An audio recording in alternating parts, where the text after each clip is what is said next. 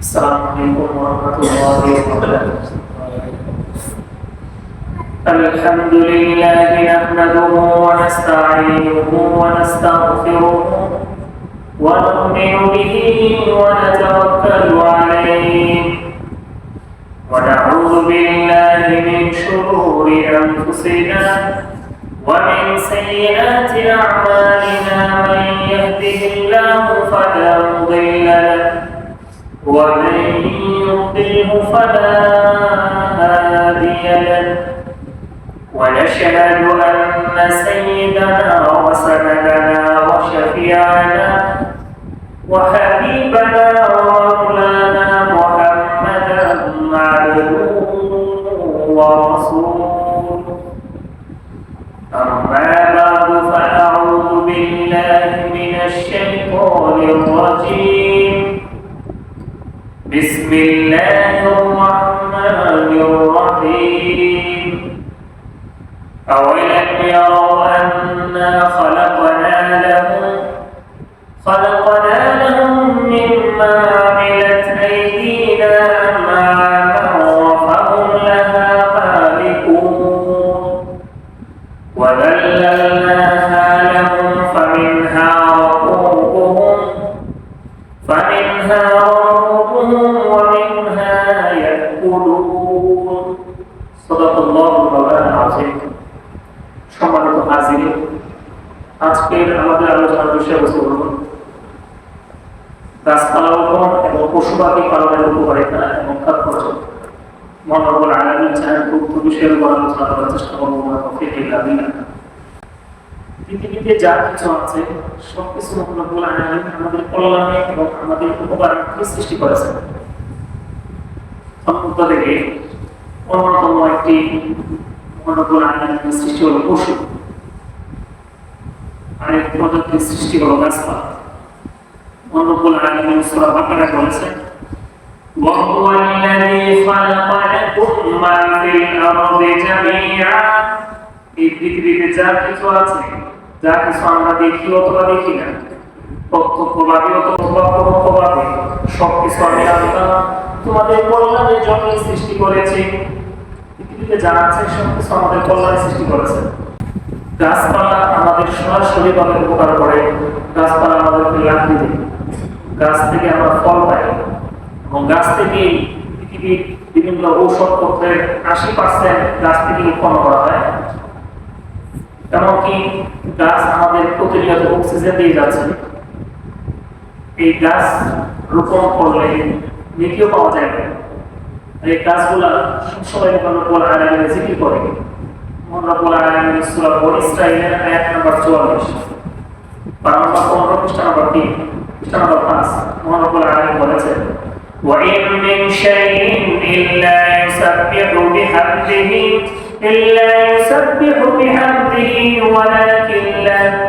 وَلَكِن لَّا تَفْقَهُونَ تَسْبِيحَهُمْ إِنَّهُ كَانَ حَلِيمًا غَفُورًا। পৃথিবীতে যা কিছু আছে সবকিছুই মহান রব্বুল আলামিনের জিকির করে সব সময়। এটা কোনো প্রাণী হোক অথবা জড়বস্তু। প্রাণী বলতে আমরা বুঝি পৃথিবীতে যে সমস্ত জীবগুলোর প্রাণ আছে ওই সমস্ত জীবগুলোকে আমরা বলি প্রাণী। আর যেগুলোর প্রাণ এত ক্ষীণ, যেগুলোকে স্বাভাবিকভাবে মানুষ বুঝতে পারে না যেগুলো প্রাণ আছে, যেমন আমি যে চেয়ারে বসা আছি, এই চেয়ারের মধ্যে একটা প্রাণ আছে, কিন্তু এই প্রাণটা এতই সামান্য পরিমাণ যে এই ব্যাপারটা আমরা বুঝি না। পৃথিবীতে জড়বস্তু হোক অথবা কোনো প্রাণী হোক, সবকিছুর মহান রব্বুল আলামিন জিকির করে সবসময়। এই জন্য আমি যদি একটা গাছ রোপণ করি, সেই গাছটাও কিন্তু মহান রব্বুল আলামিন জিকির করে। এই গাছের জিকিরের নেকিটা আমার আমলে চলে যাবে। সুবহানাল্লাহ। আমি যদি পৃথিবীতে গাছ রোপণ করি, গাছ রোপণের পর আমি যদি মারা যাই, এই গাছ থেকে যদি কেউ ফল খায়, তাহলে এই ফল খাওয়াটা আমার আমলনামায় সদকা হিসাবে চলে আসবে। এমনকি চুরে যদি গাছ থেকে চুরি করে একটি ফল খেয়ে ফেলে, আমার আনারস বাগান থেকে যদি চুরে 5টা আনারস নিয়ে যায়, তাহলে আমি এই 5টা আনারস বাগান থেকে নিজ হাতে তুলে গরিব মিসকিনদেরকে দান করলে আমি যেমন সদকা নিতে পারতাম, রাতের আধারে গভীর অন্ধকারে চুরের যদি আমার বাগান থেকে 5টা আনারস নিয়ে যায়, আমি ধৈর্য ধারণ করলে আমার আল্লাহ শ্রদ্ধা মেরে চলে আসবে। এজন্য আমাদের আনারসের একটা অথবা দুইটা অথবা তারপর কলা বাগান থাকে, দেখা যায় একটা কলা বাগান যদি একটা গরু বাঁচলো অথবা গরু নষ্ট হলে তখন শুরু হয়ে যায় ঝগড়া। আমি যদি ধৈর্য ধারণ করতে পারি তাহলে এই যে একটা কলা গাছ একটা গরু নষ্ট করলো, আমার ভাইয়ের গাছ, আমার ভাইয়ের গরু আমার একটা কলা গাছ নষ্ট করার কারণে আমি যদি ধৈর্য ধারণ করি, এই কলা গাছটা বড় হওয়ার পর এই কলা গাছে যতগুলো কলা আছে সবগুলো কলা আমি আল্লাহ রাস্তায় শ্রদ্ধা করে দিলে যেমন দেখে বাংলা আসতো, আমার ভাইয়ের গরু একটা কলা চারা নষ্ট করার কারণে আমি ধৈর্য ধারণ যদি করতে পারি তাহলে আমার আমল নামায় শ্রদ্ধার সব চলে আসবে। পশুর উপকারিতা সম্পর্কে মহান বলা আলামিন সূরা ইয়াসিন 23 পারা পৃষ্ঠা নম্বর 4 লাইন নম্বর 1 মহান রব্বুল আলামিন পশুদের ব্যাপারে বলেছেন, أولم يروا أنا خلقنا لهم مما عملت أيدينا أنعاما فهم لها مالكون وذللناها لهم فمنها ركوبهم ومنها يأكلون ولهم فيها منافع ومشارب أفلا يشكرون। তারা কি লক্ষ্য করে না আমি কুদরতি হাতে পশুগুলো সৃষ্টি করে আমি আমার বান্দাদেরকে মালিক বানিয়ে দিয়েছি। সেই পশুগুলো থেকে কিছু পশুকে তারা জবাই করে তারা খেয়ে ফেলে, কিছু পশু আছে এমন যে পশুগুলো তাদের বোঝাগুলো বহন করে এক স্থান থেকে আরেক স্থানে নিয়ে যায়, এরপরেও কি তারা আমার কৃতজ্ঞতা আদায় করবে না? আল্লাহ বলছেন যে এই পশুগুলোর বাণিজ্য তুমি হয়েছে, তোমার গোয়ালে দুইটা গরু আছে, এই গরুগুলাকে তো তুমি বানাওনি, তুমি বানাইছো, গরুগুলাকে আমি বানাইছি। আমার গোয়ালে যে একটা মহিষ আছে, এই মহিষটা কিন্তু আমি বানাইছি। আমার গোয়ালে যে কয়েকটা ছাগল আছে, এই ছাগল গুলো কিন্তু আমি বানাই। মহান রব্বুল আলামিন বলছেন এই গরু, ছাগল, হাঁস, মুরগি সবকিছু আমি আল্লাহ কুদরতিভাবে বানিয়ে আমি আল্লাহ তোমাকে মালিক বানিয়ে দিয়েছি। স্বাভাবিকভাবে আমি যদি আমার ঘর বানাই, ঘরের মালিক কিন্তু আমি হয়েছি, তাই না? আমি যদি মাটি দিয়ে কোনো একটা জিনিস প্রস্তুত করি আর দিয়ে হাতে কোনো একটা জিনিস বানাই, এটার মালিক কিন্তু আমি হয়ে যাব। কিন্তু আমি যদি কাউকে দিয়ে দিই তারপর মালিক হবে ওই ব্যক্তিটা। স্বাভাবিকভাবে যেহেতু মহান রব্বুল আলামিন সবকিছু নিশ্চিতভাবে সৃষ্টি করেছেন, সুতরাং এই সবকিছু মালিক হচ্ছেন মহান রব্বুল আলামিন। তিনি আমাদেরকে মালিক বানিয়েছেন। মালিক বানানোর পর তিনি আমাদের কাছে একটু টাকা চাই না। আল্লাহ তাআলা এইভাবে বলেননি যে তোমার ঘরে যে গরু আছে, গরুর বাচ্চা হওয়ার পরে আমার মসজিদে বা আমার ঘরে তোমাকে গরুর বাচ্চার মূল্য আছে, এই মূল্য তোমার পরিশোধ করতে হবে, এরকম কথা আছে। তোমার ঘরের মহিষের যখন বাচ্চা হবে, মহিষের বাচ্চার মূল্য বাবদ তুমি আমার ঘর মসজিদে তোমাকে 40,000 টাকা দিতে হবে, এমন কোনো বিক্রির ব্যবস্থা আল্লাহ করেছেন না। এইভাবে কিন্তু আমাদের কাছে টাকা আছে না, বিনা মূল্যে তিনি আমাদেরকে একের পরে গরু মাধ্যমে এই গরুর বাচ্চা আমাদেরকে দিয়ে যাচ্ছে। এই গরু মালিক আমাদের বানালে এইটা গরু, ছাগল, হাঁস, মুরগি এগুলো কিন্তু বিভিন্নভাবে আমাদের উপকার করে। গরু থেকে একটা মহিষ থেকে অনেক ছোট একটা মাছ, একটা মহিষ থেকে কয়েক ফুট ছোট একটা সিংহ।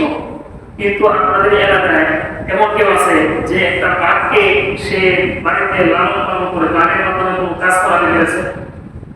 বাঘ তো জমাই করে খাওয়া খাওয়া, ঘোড়ার মাধ্যমে বিভিন্ন কাজ নেওয়া যায়। সিংহ এত শক্তিশালী যে সিংহ মহিষ মেরে ফেলতে পারে, কিন্তু এই সিংহ বাড়িতে এনে কেউ পোষণাইতে পারে না। আল্লাহ রাব্বুল আলামিন কিছু প্রাণীকে এমন ভাবে রেখেছেন যে এইগুলো দেখে যদি আমরা বুঝতে পারি যে পুষ্পানোর শক্তি যদি আমাদের নিজেদের হইত, তাহলে কিন্তু গরুকে যেমন ভাবে আমরা পুষ্পা নিয়ে আমরা বাড়িতে লালন পালন করতে পারি, ঘোড়াকে পুষ্পা নিয়ে যেমন আমরা ঘোড়ার মাধ্যমে বিভিন্ন জিনিসপত্র এক স্থান থেকে আরেক স্থানে নিতে পারি, পুষ্পানোর শক্তিটা যদি আমাদের নিজেদের হতো তাহলে কিন্তু বাঘকেও আমরা পুষ্পাতে পারতাম। পুষ্পানোর শক্তিটা যদি আমাদের নিজেদের হাতে থাকতো তাহলে কিন্তু আমরা পরে সিংহকে পুষ্পাতে পারতাম। চোখে আঙ্গুল দিয়ে মহান রব্বুল আলামিন দেখিয়েছেন এত শক্তিশালী হাতি, এত শক্তিশালী ঘোড়া, এগুলো আমি আল্লাহ তোমাদের অধীন করে দিয়েছি। সুতরাং তোমরা কি আমার কৃতজ্ঞতা আদায় করবে না? আমাদের কৃতজ্ঞতা আদায় করতে হবে। এই পশুগুলো প্রতি বছর কোটি কোটি পশু গোটা পৃথিবীতে জবাই করা হয়, কিন্তু কুরবানির আগে কাছে যাওয়ার পরে কুরবানি গরু শর্ট করছে এমন কোনো প্রমাণ পাওয়া গেছে পর্যন্ত এমন কোনো প্রমাণ করতে পাওয়া যায় না। এই সব কিছু ব্যবস্থাপনা আমরা করে প্রতিষ্ঠাভাবে করে। এই পশুগুলো আমাদের কয়েকভাবে আমাদের উপকার করে। প্রথমত এগুলো জবাই করে আমরা ভক্ষণ করি, যেগুলোতে আমাদের শরীরে পুষ্টি পায়।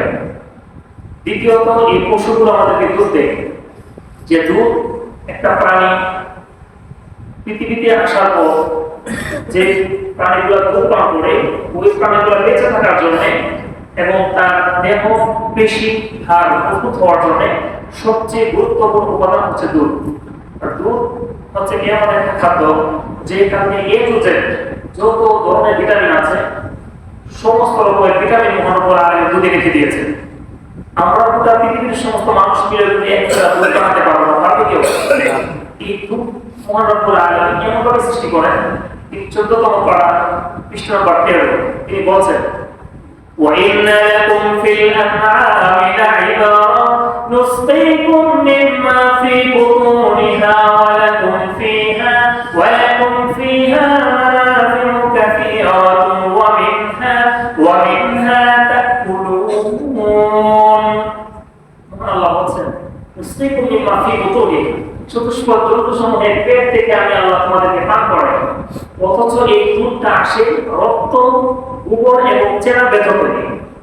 গরুর শরীর কাটার পর দুধ পাওয়া যায় না, কয়েক ফুটার বেশি হয় না, কিন্তু এই দুধটা রক্ত থেকে, গোবরের ভেতর থেকে, মাংস থেকে এমন ভাবে আসে যে এই দুধের সাথে এক ফুটা রক্তও থাকে না, এক ফুটা চেনাও থাকে না, এক ফুটা গোবরের কোনো গ্রানই থাকে না, বরং এটা কেমন যেন একটা স্বর্গীয় গ্রান, স্বর্গীয় স্বাদে মহানবুল্লাহ ভরপুর করে দিয়েছে।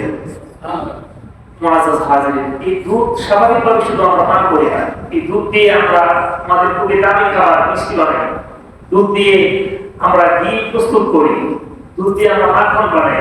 এই দুধ দিয়ে শীতের সিজন আসছে এখন, আমার বাসায় তো প্রায় প্রতিদিনই পিঠা আমরা পাঠিয়ে দেয় শীতের সিজনে। এমন দিন যায় 2-3 পিঠা আমার বাসায় পাঠান।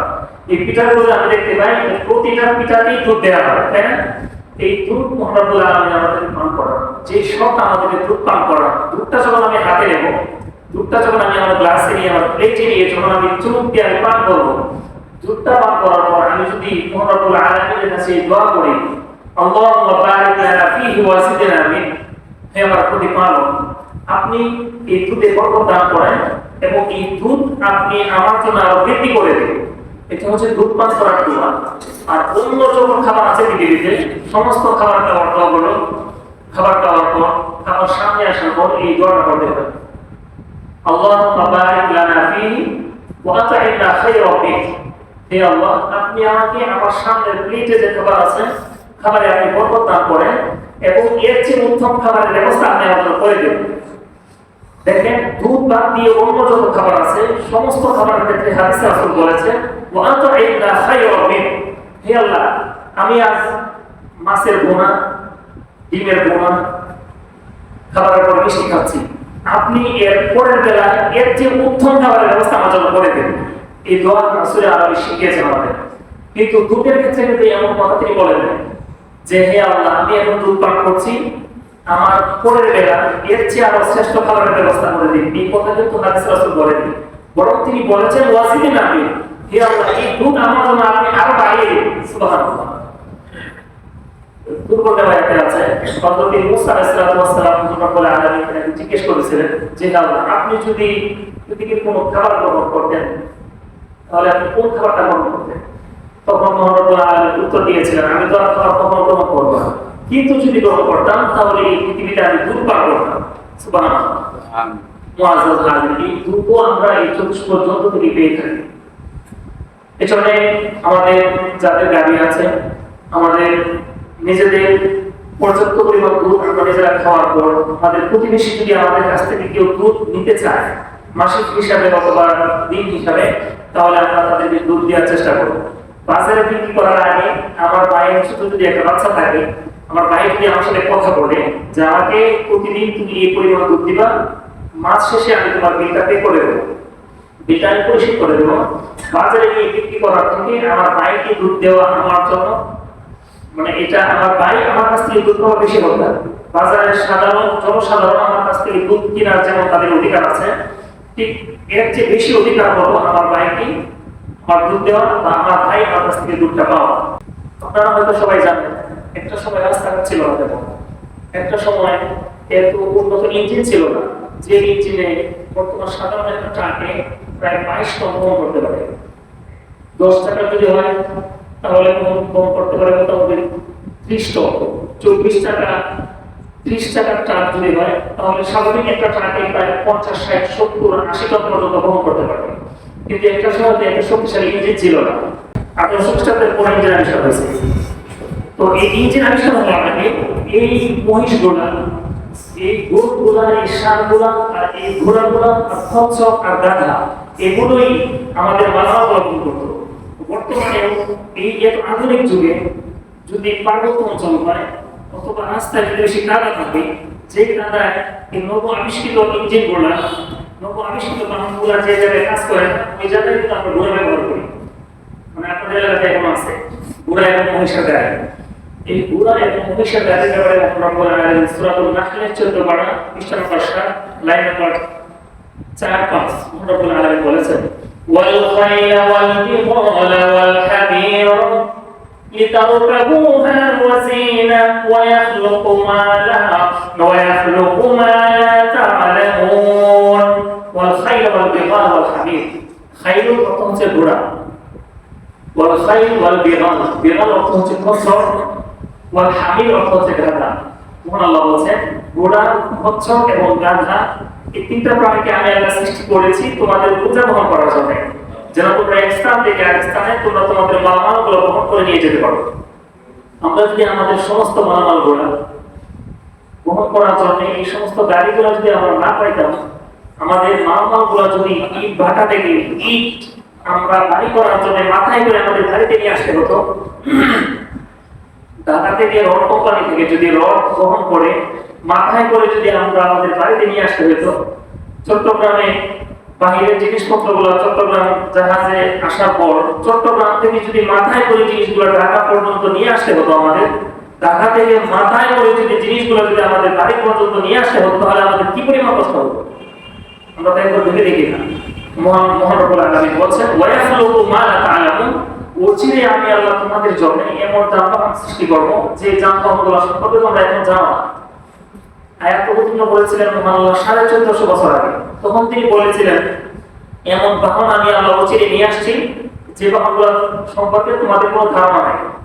সেই বাহনগুলো থেকে একটি বাহন আমরা ধরতে পারি ট্রাক, বাহন করতে পারে আমরা অটো, বাস, ট্রাক, বিমান, হেলিকপ্টার, রকেট থেকে শুরু করে সমুদ্রের বুক ছেড়ে চলাচল করে হাজার হাজার মেট্রিক টন বহনকারী মালামাল বহনকারী যে জাহাজগুলো আছে এই সবগুলো এই আয়াতে তিনি সবগুলো তিনি জানিয়ে দিয়েছেন। এখন যদি কেউ প্রশ্ন করে, আমরা দেখতে পাচ্ছি যে এগুলো মানুষ বানাচ্ছে, আল্লাহ বলেছেন যে আমি আল্লাহ বানাইছি, দুইটার মধ্যে ডিফারেন্স মনে হয় না? এই বাহনগুলো প্রস্তুত করা হয় লোহার মাধ্যমে, বাহনগুলো বানানো হয় তামার মাধ্যমে। এই বাহনগুলোতে ব্যবহার করা হয়, ইঞ্জিনগুলোতে ব্যবহার করা হয় ইস্পাত, ইঞ্জিনগুলোতে ব্যবহার করা হয়। এবং বর্তমান পৃথিবীতে যে জেট ফাইটার গুলো আছে, F-35 বলে, এছাড়া পৃথিবীর যত শক্তিশালী ইঞ্জিন B-2 বোম্বার, যেটা পৃথিবীর সবচেয়ে শক্তিশালী যুদ্ধ বিমান, এই B-2 বোম্বার বানাতে এরপর সমুদ্রের নিচ দিয়ে যে চলাচল করে সাবমেরিন জাহাজগুলো, যে জাহাজগুলো সমুদ্রের প্রায় 7 কিলোমিটার 8 কিলোমিটার গভীর পর্যন্ত যেতে পারে, পানির প্রচন্ড চাপ সহ্য করতে পারে, যে সাবমেরিন জাহাজগুলো, যে সেই জাহাজগুলো যদি পৃথিবীর সবচেয়ে গভীরতম মারিয়ানা ট্রেঞ্চে যদি এই জাহাজগুলো যায়, সাবমেরিন জাহাজগুলো, এই সাবমেরিন জাহাজের উপরে প্রতি ইঞ্চিতে চাপ পড়ে প্রায় 8 টন। এত শক্তিশালী চাপ বহন করতে পারে যে সাবমেরিন জাহাজগুলো, এই সাবমেরিন জাহাজগুলো প্রস্তুত করা হয় রেয়ার আর্থ এলিমেন্ট দিয়ে। রেয়ার আর্থ এলিমেন্ট এটা ইস্পাত থেকে আরো 100 গুণ বেশি মজবুত। তো এই যে পদার্থগুলো, এই পদার্থগুলো কিন্তু একটাও মানুষ বানাতে পারে না। লোহা, এক টুকরো লোহা কিন্তু মানুষ বানাতে পারে না, এটা আমরা খনি থেকে পাই। এক টুকরো ইস্পাত, 100 গ্রাম ইস্পাত, 10 গ্রাম ইস্পাত এই পৃথিবীতে কেউ বানাতে পারে না। এই ইস্পাতগুলো আমরা খনি থেকে পাই। এই বাহনগুলো বানানোর জন্য যে তামা ব্যবহার করা হয়, এই তামাগুলো আমরা খনি থেকে পাই। 1 ফুটা তামা, 1 ইঞ্চি তামা গোটা পৃথিবীর সমস্ত মানুষ মিলে বানাতে পারবে না। এই তামাগুলো আমরা এই খনি থেকে পাই। রেয়ার আর এলিমেন্ট, এটা প্রায় 63টা পদার্থ একসাথে পড়ে রেয়ার আর এলিমেন্ট বানাতে হয়। এই 63টা পদার্থ থেকে একটা পদার্থ মানুষ বানাতে পারে না। এই সমস্ত পদার্থগুলো আমরা এই খনি থেকে পাই, এই খনি থেকে পাই। এরপর বাহন তো প্রস্তুত হয়ে গেল। প্রস্তুত হয়ে যাওয়ার পর বাহনগুলো চলাচলের জন্য যে তেল ব্যবহার করি আমরা, যে ডিজেল ব্যবহার করি আমরা, যে অকটেন ব্যবহার করি আমরা, যে মোবিল ব্যবহার করি আমরা, যে গ্যাস ব্যবহার করি আমরা, এক ফুটা তেল বলেন, এক ফুটা মোবিল বলেন, এক ফুটা ডিজেল বলেন, এক ফুটা গ্যাস বলেন, গোটা পৃথিবীর কোনো বিজ্ঞানী মিলে এক ফুটা তেল গ্যাস কোনো কিছু বানাতে পারে না। খনি থেকে আমরা সংগ্রহ করি, এই প্রসেসের মাধ্যমে আমরা ওইটাকে শোধন করে এরপর আমরা এটা আমাদের ইঞ্জিনে ব্যবহার করি। এখন যেই মহান রব্বুল আলামিন তেলে ইঞ্জিন চালনা করার শক্তি দিয়েছেন, সেই মহান রব্বুল আলামিন যদি তেল থেকে শক্তিটা হরণ করে নেন, তিনি যদি বলেন পানি দিয়ে যেমন ইঞ্জিন চলে না, আজ থেকে তেল দিয়েও আর ইঞ্জিন চলবে না, তখন আমাদের অবস্থা কি হয়ে যাবে? আমরা গেলাম ইট বাগায় চালকে বলে আমাদের ইট আনতে, ঠিক সেই মুহূর্তে যদি মহান রব্বুল আলামিন তেলের শক্তিটা লেস করে দেন, আমাদের ট্রাকটা নিশ্চল হয়ে পড়ে থাকবে। যেই সামুদ্রিক জাহাজ দিয়ে 10 লাখ মেট্রিক টন তেল বহন করে মধ্যপ্রাচ্য থেকে সুদূর আমেরিকা চলে যায়, যে জাহাজগুলা মধ্যপ্রাচ্য থেকে তেল বহন করে হাজার হাজার মাইল পাড়ি দিয়ে সমুদ্রের শক্তিশালী পাহাড় পর্বত বেদ করে যে জাহাজগুলা সিঙ্গাপুর বলেন, এরপর মালয়েশিয়া বলেন, পৃথিবীর এক প্রান্ত থেকে আরেক প্রান্তে ছুটে যায়, লাখ লাখ মেট্রিক টন তেল বহন করে। মহান রব্বুল আলামিন সেই জাহাজগুলোর ব্যাপারে 25তম পারা পৃষ্ঠা নম্বর 6 সূরা আশ-শুআরা বলেছেন, লাইন নম্বর প্রথম দ্বিতীয়, ওয়া মিন আয়াতিহিল জাওয়ারি ফিল বাহরি কাল আলাম ইয়াশা ইউসকিনির রিহা ফায়াযলালনা রাওয়াকিদ আলা যহরিহি ইন্না ফি যালিকা লাআয়াতিন লিকুল্লি সাব্বারিন শাকুর। আমার নিদর্শনাবলীর মধ্য থেকে একটি নিদর্শন হলো পর্বত সাদৃশ্য বিশাল বড় বড় জাহাজগুলো সমুদ্রের বুক চিরে পৃথিবীর এক প্রান্ত থেকে আরেক প্রান্তে ছুটে যায়। আমি যদি আল্লাহ ইচ্ছা করি তাহলে এই জাহাজগুলোকে আমি নিশ্চল করে দিতে পারি, জাহাজগুলোর শক্তিকে আমি নিশ্চল করে দিতে পারি। তাহলে এই জাহাজগুলো অচল হয়ে সমুদ্র পৃষ্ঠে এদিক সেদিক সমুদ্রের ঢেউয়ের ধাক্কা এদিক সেদিক যেতে শুরু করবে। তোমরা তোমাদের হাজার হাজার টন মালামাল বহন করে এক দেশ থেকে তোমরা আরেক দেশে নিয়ে যেতে পারবে না। ইন্না ফি যালিকা আয়াত, নিশ্চয়ই তাদের নিদর্শনাবলী রয়েছে, লিকুল্লি সাব্বারিন শাকুর, প্রত্যেক ধৈর্যশীল এবং কৃতজ্ঞপরায়ণ বান্দাদের জন্য এই ব্যাপারটাতে অনেক নিদর্শন রয়েছে। মুআজ্জাজ হাজির, এইভাবে মহান রব্বুল আলামিনের কুদরতগুলো এক এক করে তিনি মহাগ্রন্থ আল কোরআনের বিভিন্ন জায়গায় তিনি বলেছেন যে আমি আল্লাহ তোমাকে কি দিয়েছি তুমি একটু ভাবো। মহান আল্লাহ আমাদের জীবনকে সহজ করার জন্য এই পৃথিবীর যানবাহনগুলো তিনি সৃষ্টি করে যাচ্ছে। কিয়ামত পর্যন্ত যত যানবাহনগুলো মানুষ সৃষ্টি করবে, সমস্ত বাহনের মৌলিক পদার্থগুলো মহান রব্বুল আলামিন এই পৃথিবীতে কোটি কোটি বছর আগে, এমনকি মানব জাতির সৃষ্টি করার আগে মহান রব্বুল আলামিন সৃষ্টি করে রেখেছেন। সুবহানাল্লাহ। এমনকি তিনি 25তম পারা পৃষ্ঠা নম্বর 18 মহান রব্বুল আলামিন জানিয়ে দিয়েছেন, وَسَخَّرَ لَكُم مَّا فِي السَّمَاوَاتِ وَمَا فِي الْأَرْضِ جَمِيعًا مِّنْهُ إِنَّ فِي ذَلِكَ لَآيَاتٍ لِقَوْمٍ يَتَفَكَّرُونَ। মহান আল্লাহ বলেন, পৃথিবীতে মহাশূন্যে যা কিছু আছে আমি আল্লাহ সবকিছু তোমাদের সেবায় নিয়োজিত করে দিয়েছি। নিশ্চয়ই তাতে জ্ঞানীদের জন্য, চিন্তাশীলদের জন্য নিদর্শনাবলী রয়েছে। এই যে চিন্তাশীলদের জন্য নিদর্শনাবলী রয়েছে, এখানে কিন্তু মহান আল্লাহ বলেন এই যে মুসলমানদের জন্য, শুধু মুসলমানদের জন্য নিদর্শনাবলী রয়েছে, খ্রিস্টানদের জন্য রয়েছে, ইহুদিদের জন্য নিদর্শনাবলী রয়েছে, বৌদ্ধদের জন্য রয়েছে। এইভাবে মহান রব্বুল আলামিন বলেন না, তিনি বলেছেন চিন্তাশীলদের জন্য নিদর্শনাবলী রয়েছে। এখন মহাশূন্যের জিনিসগুলো যে আমাদের জন্য তিনি অধিক করে দিলেন তার প্রমাণ। আকাশে তারকা সৃষ্টি করেছেন, আকাশে যে তারকাগুলো আমরা রাতের বেলা দেখতে পাই মিটি মিটি জলে, এই তারকাগুলো থেকে সবচেয়ে কাছের তারকাটাও আমাদের থেকে 4 আলোকবর্ষ দূরে। 4 আলোকবর্ষ দূরের তারকাটা হচ্ছে সবচেয়ে কাছে। কোটি কোটি আলোকবর্ষ দূরের নক্ষত্র রাজি রয়েছে। এই নক্ষত্র রাজির ব্যাপারে মহান রব্বুল আলামিন বলেছেন যে এইগুলো আমি তোমাদের জন্য সৃষ্টি করেছি। তাহলে এইগুলো আবার আমাদের জন্য কিভাবে সৃষ্টি করা হলো? এই তারকা দিয়ে তো আমরা স্বাভাবিকভাবে বাহ্যিক দৃষ্টিতে আমরা কোনো কিছু করতে পারি না। কিন্তু এই তারকাগুলো যে মহান রব্বুল আলামিন আমাদের জন্য সৃষ্টি করেছেন, পৃথিবীতে একটা সময় কম্পাস ছিল না। মরুভূমির মাঝ দিয়ে যখন প্রতি রাতের বেলায় গভীর অন্ধকারে পথ চলত, এমনকি সমুদ্রের বুক ছেড়ে যখন নাবিকরা জাহাজগুলোকে এক দেশ থেকে আরেক দেশে নিয়ে যেত, তখন কম্পাস ছিল না।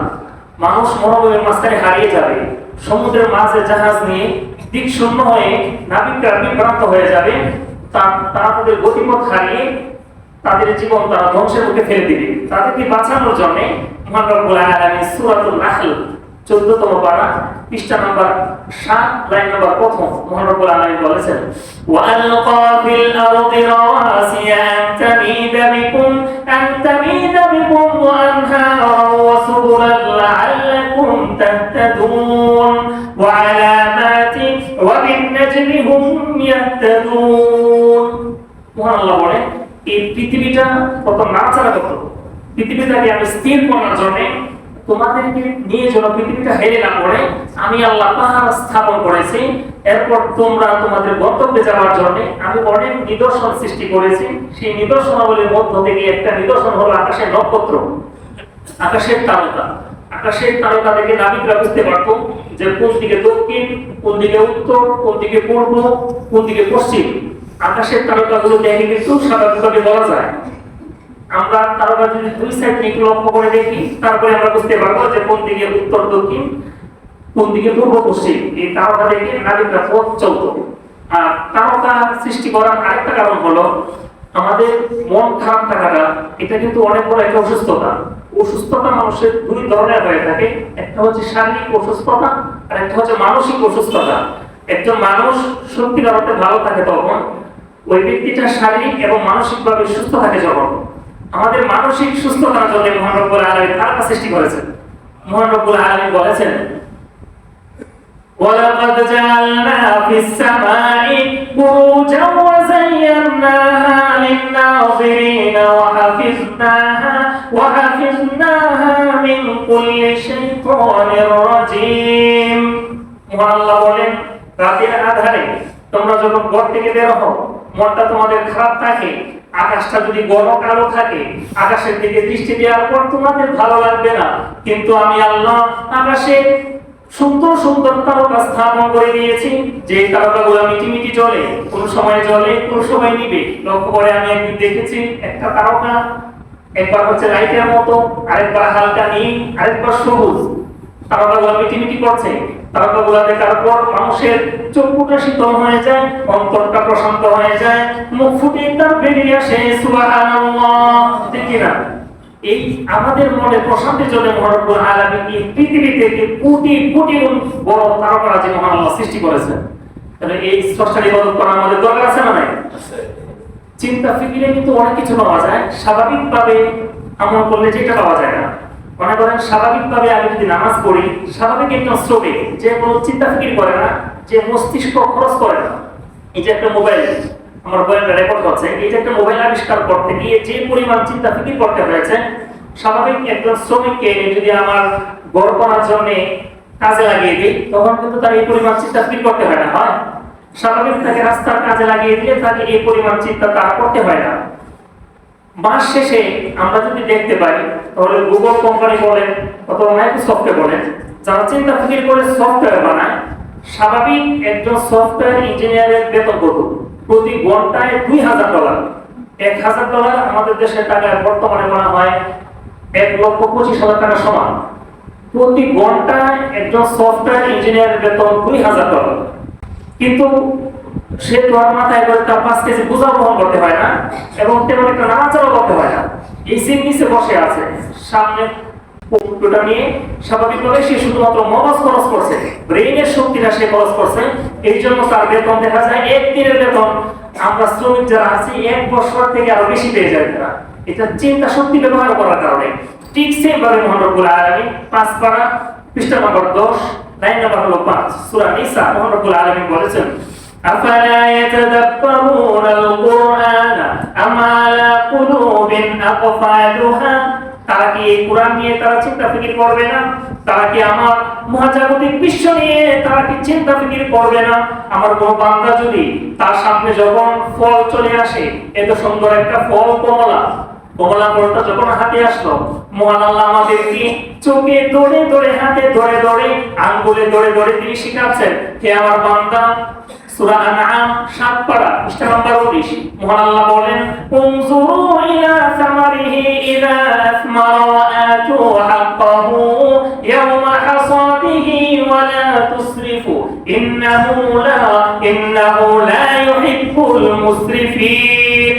হে আমার বান্দা, তোমার সামনে যখন একটা ফল চলে আসে, তুমি এই ফলটার দিকে দৃষ্টি দাও, দেখো তোমার জন্য আমি আল্লাহ কত সুন্দর করে ফলটা প্যাকেট করে দিয়েছি, ফলের কালারটা এমন করেছি যেন দেখার পর তোমার খেতে আগ্রহ সৃষ্টি হয়ে যায়, এবং খাওয়ার পর তোমার মনটা এবং দিনটা কত শান্ত আর প্রশান্ত হয়ে যায়। সুমিষ্ট ফল, এই ফলটা নিয়েও আল্লাহর ব্যাপারে চিন্তা করার জন্য তিনি আমাদের বলেছেন। এখন আমরা স্বাভাবিকভাবে চিন্তা করা ছাড়া, মনোযোগ দেওয়া ছাড়া স্বাভাবিক যদি আমরা নামাজ পড়ি, নামাজে কোনো মন নাই, আমি কি পড়লাম আমি নিজে জানি না, আমি নামাজে কি বললাম আমি নিজে বুঝি না, তাহলে এই নামাজে আর আমি নামাজ পড়লাম, আল্লাহু আকবার বললাম, আমি বুঝলাম আল্লাহ সবচেয়ে বড়, এরপর আমি বললাম আলহামদুলিল্লাহি রাব্বিল আলামিন, এটা অর্থ আমি বুঝলাম যে সমস্ত প্রশংসা মহান রব্বুল আলামিনের জন্য। এরপর আমি বললাম ইন্না আ'তাইনাকাল কাউসার, মহান রব্বুল আলামিন তার রাসূলকে বলছেন, হে আমার প্রিয় নবী, আমি আপনাকে হাউজে কাউসার দিয়েছি, ফাসাল্লি লিরাব্বিকা ওয়ানহার, সুতরাং আপনি আপনার রবের জন্য নামাজ পড়েন এবং রবের সন্তুষ্টির জন্য কুরবানি করেন। ইন্না শানিআকা হুয়াল আবতার, আপনার শত্রু যারা আছে ওরা লেসকাটা, অর্থাৎ আপনার শত্রু যারা আছে ওরা এক সময় তারা ধ্বংস হয়ে যাবে। এই যে আমি যদি 10টা সূরা আমি যদি শিখি এবং ওইটা বুঝে বুঝে আমি ফিকির করে করে আমি যদি নামাজ পড়তে পারি, এই নামাজের ওয়াইটটা যেমন হবে, আমি যদি অর্থ বুঝলাম না, আমার পড়াও শুদ্ধ নাই, হুজুরের দাওয়াত দেয়, ফজরের পরে হুজুর যায় বাড়িতে কুরসি এক বিপদে যাতে এই নামাজটা পড়ে, এই নামাজ আর এই চিন্তা ফিকির করা, বুঝে বুঝে নামাজ পড়া, ওই দুই নামাজের মধ্যে কিন্তু আকাশ পাতালের ব্যবধান হয়ে যাবে। শ্রমিক যেমন রাস্তার কাজ করে, দিন শেষে তার বেতন মাত্র 700 টাকা, সফটওয়্যার ইঞ্জিনিয়ার এই শ্রমিক থেকে আরো অনেক গুণ পরিশ্রম তার কম হয়, শারীরিক পরিশ্রম বলতে গেলে তার নাই 2-3% মতো তার শারীরিক পরিশ্রম হয়, কিন্তু সে চিন্তা ফিকির করার কারণে তার বেতনটা যেমন বেশি, ঠিক তদ্রুপভাবে মহান রব্বুল আলামিনের এই মহাবিশ্ব নিয়ে যারা ফিকির করবে, চিন্তা করবে, এই নামাজ নিয়ে যারা মনোযোগ সহকারে চিন্তা ফিকির করে যারা নামাজ পড়বে, তারা আল্লাহর কাছে তারা তত বেশি দামি হয়ে যাবে। তারা আল্লাহর কাছে এই সাধারণ একজন মুসলমান থেকে যারা চিন্তাশীল মুসলমান, ওদের প্রাইস, ওদের পুরস্কার, ওদের জান্নাত, ওদের থেকে 100 গুণ, 1000 গুণ, লক্ষ গুণ, কোটি গুণ বেশি দামি জান্নাত তারা মহান রব্বুল আলামিনের কাছে পেয়ে যাবে। মহান রব্বুল আলামিনের পুত্রগুলো নিয়ে চিন্তা করার দরকার আছে না? দরকার আছে। তার কারণ হলো আমি যদি চিন্তা করি তাহলে আমার নগদ লাভ হবে, এটা আল্লাহর প্রতি আমার একটা ভালোবাসা সৃষ্টি হয়ে যাবে। আমি একটু যদি চিন্তা করি যে এই খাবারটা কোথায় থেকে আসলো, কে আমার জন্য এত সুন্দর করে খাবারটা আমার সামনে পরিবেশন করলো, আমরা চলে যাব খাবারে যে মশলাটা ব্যবহার হয়েছে, মশলা মহান রব্বুল আলামিন গাছের মাধ্যমে তিনি সৃষ্টি করেছেন। আমার খাবারে যে তেল ব্যবহার করা হয়েছে, এই তেল মহান রব্বুল আলামিন গাছের মাধ্যমে আমার পেটে দিয়েছেন। এই খাবারে আমি যে লবণ ব্যবহার করেছি, বিশাল বড় সাগরে মহান রব্বুল আলামিন এত পরিমাণ লবণ সৃষ্টি করে দিয়েছেন। লবণের প্রয়োজন কিন্তু আমাদের খুবই বেশি। পৃথিবীতে যে জিনিসের প্রয়োজন বেশি, ওই জিনিস আল্লাহ বেশি করে দিয়েছেন, আমাদেরকে একদম সস্তায় দিয়েছেন। লবণের প্রয়োজন আমাদের বেশি থাকার কারণে লবণের প্রয়োজন কেমন, আমরা খাবারে সব কিছু দিলাম, সমস্ত মশলা দিলাম, কিন্তু লবণ দিলাম না, তাহলে খাবার খাওয়া যাবে? এটা খাবার খাওয়া যাবে না। বিজ্ঞানীরা বলে মহাসাগরে এত পরিমাণ লবণ আছে, সমস্ত লবণ যদি পানি থেকে শোধন করে স্থলভাগে রেখে দেওয়া যায়, তাহলে পৃথিবীটা 500 ফুট পুরো হয়ে যাবে। সুবহানাল্লাহ। এই লবণ মহান রব্বুল আলামিন আমার জন্য সৃষ্টি করেছেন। এইভাবে প্রত্যেকটা জিনিস নিয়ে একটু চিন্তা করার চেষ্টা করবো। আমি যদি চিন্তা করতে পারি, আল্লাহর সাথে আমার একটা ভালোবাসার সম্পর্ক হয়ে যাবে। মহান রব্বুল আলামিনকে ভয় করা একটা স্তর, আর ভালোবাসার স্তরটা হচ্ছে আরো অধিক। ভালোবাসার স্তরটা আমরা সবাই অর্জন করার চেষ্টা করব। মহান রব্বুল আলামিন বলেছেন, ওয়াহুয়াল গাফুর আল ওয়াদুদ যুল আরশিল মাজিদ ফাআলু লিমা ইউরিদ। মহান রব্বুল আলামিনের কাছে আমরা যদি ক্ষমা চাই, তিনি আমাদের মাফ করেন। দ্বিতীয়ত, তিনি আমাদের সাথে গভীর মুহাব্বত আর প্রেমের সম্পর্ক তিনি আমাদের সাথে করেন। মহান রব্বুল আলামিনের এই নাজ নেয়ামতগুলো নিয়ে চিন্তা ফিকির করে মহান রব্বুল আলামিনের সাথে আমাদের ভালোবাসার সম্পর্ক করার তৌফিক দান করেন। আমিন। তাআলা আলহামদুলিল্লাহি রাব্বিল আলামিন।